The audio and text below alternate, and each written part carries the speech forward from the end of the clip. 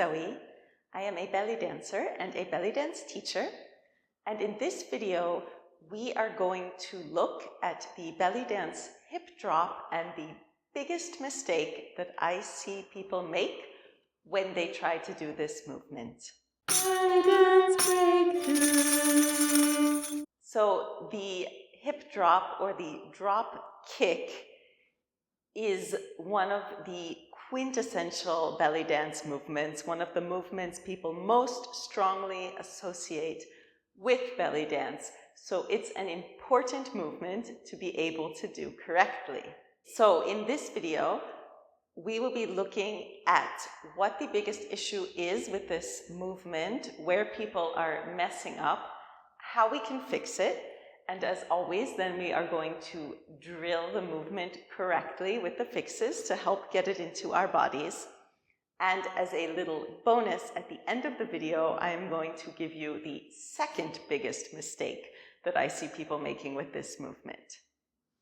But let's jump right in and look at the biggest mistake. So the issue that I most commonly see with this movement, which is, just to remind you, this one, which we can call the hip drops or drop kick, or you might even hear it called wahda wa nos, which means 1.5 in Arabic. And the biggest issue is I see people doing something like this. So that's a little bit of an exaggeration, although not that much. So the biggest problem is that people end up kicking their leg really high, having that leg go all over the place. The foot is going up really high, and that is not what the movement is about or what it's supposed to look like. The actual foot coming off the floor is a very small, subtle movement. So we're going to break this down into detail in our bodies so we really know what's going on so that we can do the movement correctly. So for the normal hip drop, it's simply going to be done by bending and straightening the leg, like so, the front leg. And when we want to do this kick, what we're going to do, we're going to bend the knee just as we did before. And then all you need to do is slide the foot a little bit along the floor and let it come off just a tiny, tiny little bit. So we bring the knee down and release the foot from the floor, which is why I sometimes like to call this movement a drop release instead of the drop kick, because when we say kick, people start thinking they need to kick the leg up in the air. So things to think about are, again, just sliding the toes a little bit along the floor, letting them release a tiny bit. So that's one aspect. The other aspect is to make sure that the hip is really down before we lift the foot. So that's another issue, is that people do the drop and then they just bring the leg up, or they don't really bring the hip down all the way. The hip needs to come down before the foot leaves the floor, yeah? So you can just start by doing drop, drop, drop, drop, maybe even a little slower than this, to really get those drops going.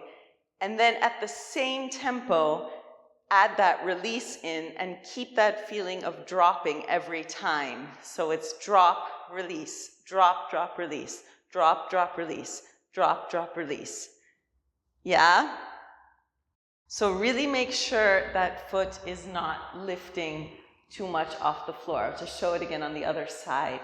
So we straighten the knee to bring the hip up, bend it to bring it down, straighten again, bend, and then slide that foot just ever so slightly off the floor. So this is in slow motion. Slow motion, you can think of it as two movements: bending the knee, sliding the foot. Bending the knee, sliding the foot. And then when you speed it up, it turns into one smooth movement.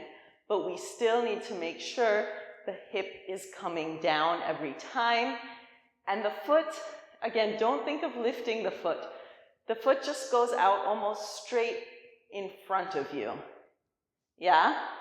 So that is the biggest issue, is kicking the leg up too high. So now that we know how to fix it, let's drill that a bit with some music.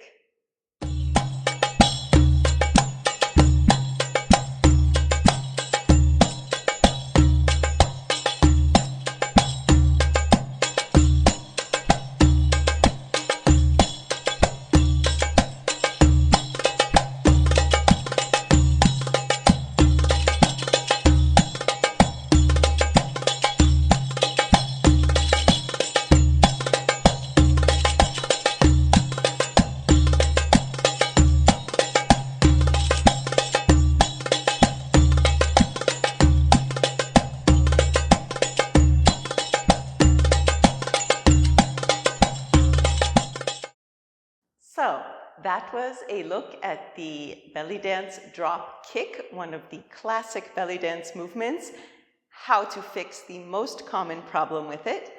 I hope that you found this video helpful. If you did enjoy it, please do remember to give it a like and subscribe to the channel if you haven't already.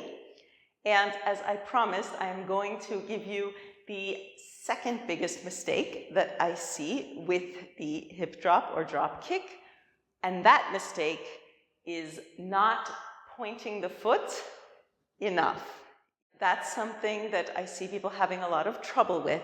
So if you want to get better feet and get those pointed feet looking really nice and strong, let me know. I will do a video on some exercises that will help strengthen your feet and give you more awareness and control to have that really nice pointed foot.